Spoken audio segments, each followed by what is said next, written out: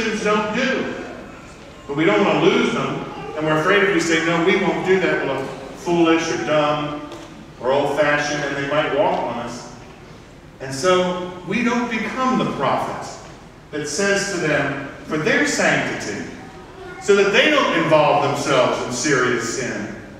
No, I don't do that. I follow Jesus of Nazareth. Don't cut her down. She's not that bad. Or can we talk about something else? How many parents have heard the warning when a kid says, I don't want to go to Blaze anymore. I don't learn anything. It's dumb. I don't want to go to church. Da-da-da-da-da-da-da-da. And you just give up because you're too tired. Or you don't turn off the television. Or you say, oh, I don't care if you go to that movie. Or you find out they went after you told them they shouldn't and you don't do anything. There's a warning that goes off. That's called prophecy, where you have the word. You say, well, I'm sorry. This is who we are. We're people who are led by the Spirit. We don't act like everybody else. We have a different standard on how we live. We're not promiscuous people, and we don't like movies about promiscuous people. We don't use the body as a playground. We don't like TV shows that tell you you should. We're Catholics. And we don't like books and movies and magazines that make fun of you for being a Catholic. So no, they don't belong in this house. But we don't say anything at all because, you know, it's just, well, it's late at night. We turn it off.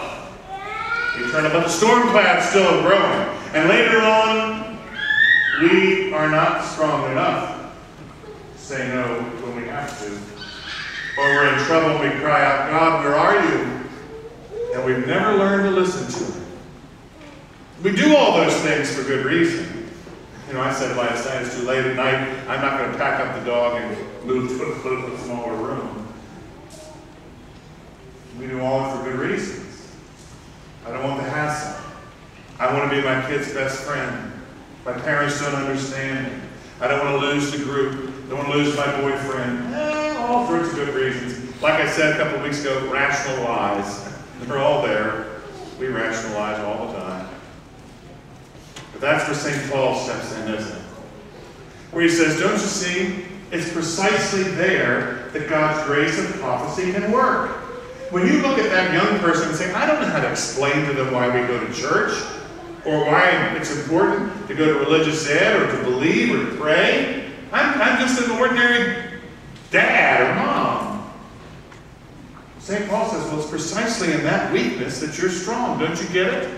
When you don't know, you'll step aside and let the Lord's words go through you. When you're at the office and they're making all these racial jokes or yelling about people who are gay this and gay that, or at school, it's a big thing they throw at people these days, and you stop it, you might say, well, I don't know how to do that. I don't want to be left alone. St. Paul says, hey, wait a minute. That's precisely the point. When you don't know, you're able to stand back and say, God, I don't know. Will you help? You see, when we get to our desperation point, when a relationship with our Lord is dry, that's when we're really in trouble. When we finally get to the place where we say, I tried everything I know how, but now I've got to turn it over to you, that's when it really begins to change. Paul says it's in our weakness that the power of these prophetic utterances that happen all the time can really take effect. It's in when we know we can't do it, that we begin to say, I have to trust God to do it. When we rely on him, we realize our weakness allows us to say, when we suddenly really explain to that friend, that spouse, that child, the words come and we can't believe what we're saying. When we're inviting someone to come to the catechumenate, or inviting someone to come to church with us. I mean, where did that come from? Well, then we understand, wow, it came from the Lord. I got one of the best emails I've ever gotten in my whole life about a month ago, where a young person told their mom, the mom related this to me, they may be here today, but it really touched my heart because it did the same thing to me as it did to him. He said, you know, there's this bully at school that's been driving me crazy, and I went to school and I just began to laugh at him. I began to be nice to him because that's what I heard Father Mike say. And she said, oh, really, what happened? He said, I can't believe that it worked. He says he's nice to me now. I don't know that it always works. But you know what it said? I said to myself, you got to listen to your own words. Like that young man taught me, and I taught him. Folks, we are prophets. The Lord didn't say you're supposed to have the prophetic ability. I've got it. I just need a mouth. He doesn't say that you do prophecy when everything's going terrific and great. Fine. You want to get out of your addiction? Well, then stop digging. Get to the bottom line and say, you know what? Everybody who loves me says that I'm depending too much on alcohol or a drug. I'm going to start listening to the voices of love instead of the voices of my fear of what life's going to be like without it. And move. When I'm weakest, then I'm strongest. Your relationships in the pits, Lord, I don't know what to do. I don't know if I can live with this person anymore.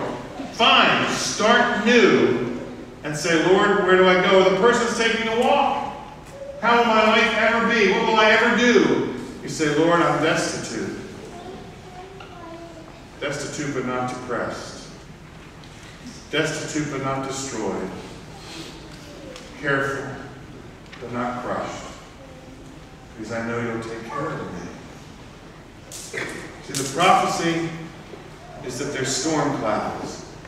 Left unchecked, ignoring what's on the TV, ignoring behaviors that are dirty and nasty, leads to foul behaviors and a sad life. Making church second or third leads to priorities that are fake and false. The warning lights are, don't go down that road. Don't go so far that you can't get back. St. Paul says, and don't worry that you're not strong enough to turn around. Because the Lord is sending the warning. The Lord is sending the warning is strong enough to turn it. You know, I hope I never amaze the Lord in my life of faith. That when he asks me to step forward and do something or sit down and shut up and I don't want to, that I'll always have the faith that he knows what he's talking about. And that I'll do it. And that he'll equip me with everything I need. I hope I never amaze him for my lack of faith, but I hope one day I amaze him that a heart so sinful as mine can be opened so much to his grace. That a life so small and narrow at times can be broad enough to include love for so many beautiful and wonderful and not so beautiful and not so wonderful people.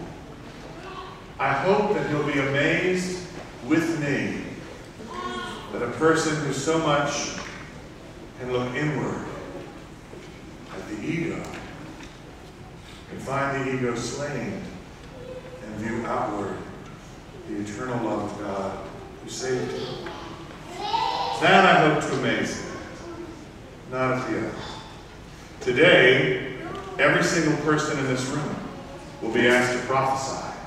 Well, not in great, glorious halls, government, or wherever, but like Jesus prophesied today, in our own homes, our hometowns, our office spaces, our teams, our neighborhoods. And it won't be great prophetic utterances, just a warning that storm's coming. And the people who know the storm is coming know they can prepare for it. It won't always prevent the storm, but it will always prevent destruction. May Jesus, priest, prophet, and king, conform us to himself, set us free to prophesy. May Jesus be praised forever. Amen.